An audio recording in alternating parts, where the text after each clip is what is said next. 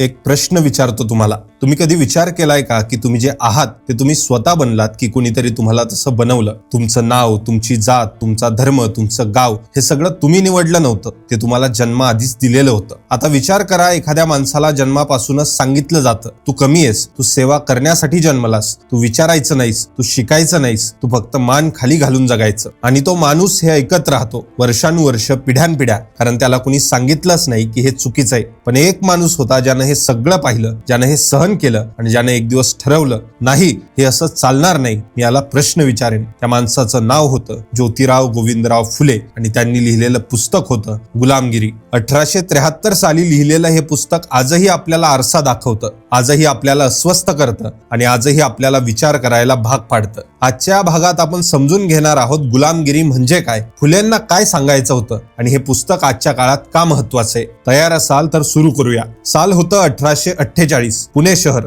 ज्योतिराव फुले त्यांच्या एका जवळच्या ब्राह्मण मित्राच्या लग्नाला गेले होते, आनंदाने, उत्साहाने. पण तिथे काय झालं? लग्नाच्या मिरवणुकीत सोबत चालत असताना कुणीतरी ओळखलं ज्योतिराव माळी जातीचे आहेत आणि मग सगळ्यांसमोर त्यांना अपमानित केलं गेलं, हाकलून दिलं गेलं. ज्योतिराव घरी आले, शरीराने नाही मनानं थकलेले. डोळ्यात अश्रू नव्हते, डोळ्यात आग होती, मनात प्रश्न होते. मी काय चुकीचं केलं? माझा अपराध काय? माझ्या आईनं मला चुकीच्या जातीत जन्म दिला, हे माझं पाप आहे का? त्या रात्री त्यांनी एक पुस्तक उचललं, थॉमस पेनचं राईट्स ऑफ मेन, अमेरिकन क्रांतीबद्दल लिहिलेलं, माणसांच्या हक्कांबद्दल लिहिलेलं. आणि त्या पुस्तकानं त्यांच्या आयुष्याची दिशा बदलून टाकली. त्यांना कळलं जगात माणसं हक्कांसाठी लढत आहेत, क्रांती होत आहेत, पण आपल्या देशात आपल्या माणसांना अजून हक्क काय असतात ते देखील माहित नाही. आणि इथूनच सुरू झाला महात्मा फुलेंचा प्रवास. एक माणूस ज्यानं एकट्यानं व्यवस्थेशी लढायचं ठरवलं. 1873 साल फुलेंनी गुलामगिरी लिहून पूर्ण केलं. पण हे पुस्तक त्यांनी कुणाला समर्पित केलं हे जाणून घेतलं की तुम्हाला त्यांची ग्रेटनेस कळेल. त्यांनी हे पुस्तक समर्पित केलं अमेरिकेतल्या कृष्णवर्णीय गुलामांना. विचार करा, एक भारतीय माणूस महाराष्ट्रात बसलेला अटलांटिक महासागराच्या पलीकडे असलेल्या गुलामांशी स्वतःला जोडतो. का?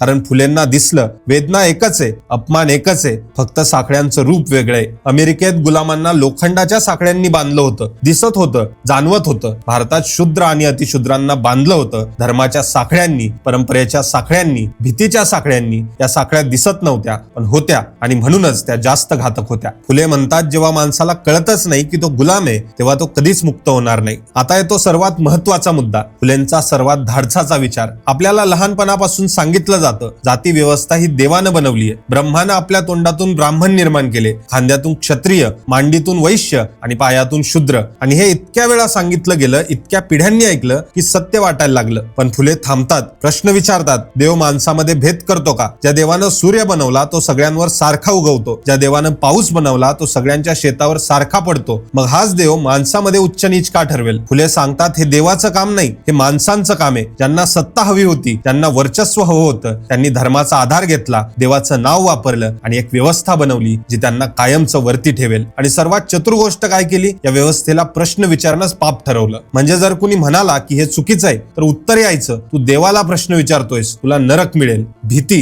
हे सर्वात मोठं शस्त्र होतं. फुले गुलामगिरीमध्ये थेट मनुस्मृतीवर बोट ठेवतायत. मनुस्मृती हा धर्मग्रंथ सांगतो, शूद्रानं चुकून जरी वेद ऐकले तर त्याच्या कानात तप्त शिस्स ओतावं, शूद्रानं संस्कृत बोलण्याचा प्रयत्न केला तर त्याची जीभ कापावी, शूद्रानं ज्ञान मिळवण्याचा प्रयत्न केला तर त्याला कठोर शिक्षा द्यावी. हे वाचून तुम्हाला धक्का बसतो का? बसायला हवा, कारण हे नियम देवाच्या नावावर सांगितले गेले आणि शतकानुशतक पाळले गेले. फुले विचारतात, ज्या देवानं माणूस बनवला तोच देव माणसाला जगण्यापासून रोखतो, हे कसलं धर्मशास्त्र आहे? त्यांचं उत्तर स्पष्ट होतं, हे धर्मशास्त्र नाही, हे सत्तेचं शास्त्र आहे, हे दडपशाहीचं शास्त्र आहे. आणि जोपर्यंत सामान्य माणूस अशिक्षित आहे तोपर्यंत हे चालत राहणार. म्हणूनच फुले म्हणायचे, शिक्षण हेच खरं क्रांतीचं शस्त्र आहे. फुले स्वतः शेतकरी कुटुंबातले होते. त्यांनी हे जवळून पाहिलं होतं. एक शेतकरी पहाटे उठतो, अंधारात शेतात जातो, उन्हात अनात राबतो, हात फुटतात, पाठ दुखते, पण तो थांबत नाही, कारण त्याला माहित आहे पीक आलं तर कुटुंब जगेल. पीक येतं पण होतं काय? सावकाराचं कर्ज होतं ते जातं, जमीनदाराचा वाटा तो जातो, सरकारचा कर तो जातो, मंदिरात दक्षिणा ती जाते आणि शेतकऱ्याच्या हाती काय उरतं? पुढच्या वर्षाचं कर्ज. फुले हे पाहतात आणि विचारतात, हे कसलं नशीब? हे नशीब नाही, ही व्यवस्था आहे, जाणीवपूर्वक बनवलेली व्यवस्था जी गरीब माणसाला कायम गरीब ठेवते. आणि या व्यवस्थेत धर्म कुठे येतो?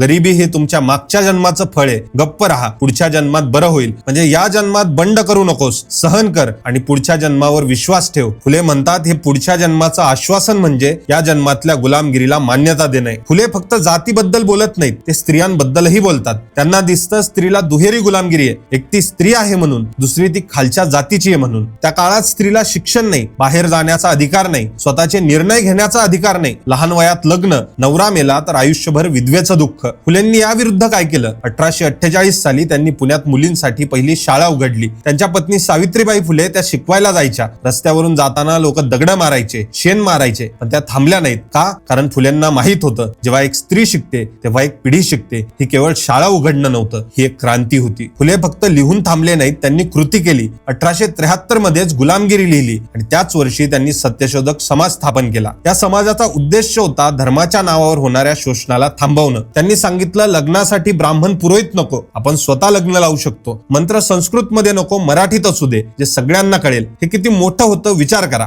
एका काळात जेव्हा धर्म म्हणजे सर्वस्व होतं तेव्हा कुणीतरी म्हणतं धर्माच्या नावावर तुमची फसवणूक होते, जागं व्हा. त्यांच्या घरचा हौद त्यांनी सगळ्या जातींसाठी खुला केला. त्या काळात जेव्हा अस्पृश्यांना सार्वजनिक पाण्याचा अधिकारही नव्हता. हे प्रयत्न छोटे वाटतात, पण त्या काळात हे जीव धोक्यात घालण्यासारखे होते. आता एक क्षण थांबूया. 150 वर्षांपूर्वी लिहिलेलं हे पुस्तक आज आपल्याला काय सांगतं? पहिली गोष्ट, प्रश्न विचारायला घाबरू नका. फुलेंनी जे केलं ते म्हणजे सगळ्यांनी जे मानलं होतं त्याला प्रश्न विचारला. आपल्या आयुष्यातही जेव्हा कोणी म्हणतं असंच असतं, असं चालत आलंय, तेव्हा विचारा का? हे बरोबर आहे का? दुसरी गोष्ट, शिक्षण हे सर्वात मोठं शस्त्र आहे. फुलेंनी शाळा उघडल्या कारण त्यांना माहित होतं अशिक्षित माणूस हाच सर्वात मोठा बळी असतो. आजही जो शिकतो तोच स्वतंत्र होतो. तिसरी गोष्ट, गुलामगिरी नेहमी साखळ्यांची नसते. आजची गुलामगिरी वेगळ्या रूपात येते. कधी सोशल मीडियावर काय विचार करायचं हे सांगणारे येतात, कधी भीती दाखवून मतं बनवली जातात आणि कधी दबाव टाकून शांत केलं जातं. ही गुलामगिरी आपल्याला ओळखता आली पाहिजे. चौथी गोष्ट, माणूस म्हणून पहा. फुलेंचं स्वप्न साधं होतं, प्रत्येक माणसाला माणूस म्हणून वागवा. जात नाही, धर्म नाही, गाव नाही, फक्त माणूस. महात्मा फुले एकट्यानं उभे राहिले एका अशा व्यवस्थेसमोर जी हजारो वर्ष जुनी होती. त्यांच्याकडे सत्ता नव्हती, पैसा नव्हता, मोठी फौज नव्हती. त्यांच्याकडे होते शब्द, विचार आणि एक अटळ विश्वास की सत्य हे शेवटी जिंकतच. गुलामगिरी हे फक्त एक पुस्तक नाहीये, हे एक आवाहन आहे आपल्या प्रत्येकाला. ते विचारतात तुम्ही कुणाचे गुलाम आहात का? विचारांचे, भीतीचे, परंपरेचे, आणि जर आहात तर त्या साखळ्या तोडण्याची हिंमत तुमच्यात आहे का? हे पुस्तक वाचा, स्वतः वाचा, घरातल्या तरुणांना वाचायला द्या. कारण फुलेंचे विचार हे फक्त इतिहास नाही, हे आपलं भविष्य आहे. आजचा भाग इथेच संपवतो, पण विचार संपवू नका, ते मनात ठेवा, सोबत न्या. आणि हो, जर हा व्हिडिओ तुम्हाला आवडला, जर या विचारांनी तुम्हाला काही दिलं तर लाईक करा, शेअर करा. कारण हे विचार जेवढ्या माणसांपर्यंत पोहोचतील तेवढं फुलेंचं स्वप्न पुढे जाईल. पुढच्या वेळी पुन्हा येतो आणखी एका पॉवरफुल पुस्तकासह. तोपर्यंत वाचत राहा, विचार करत राहा, जागे राहा. जय महाराष्ट्र.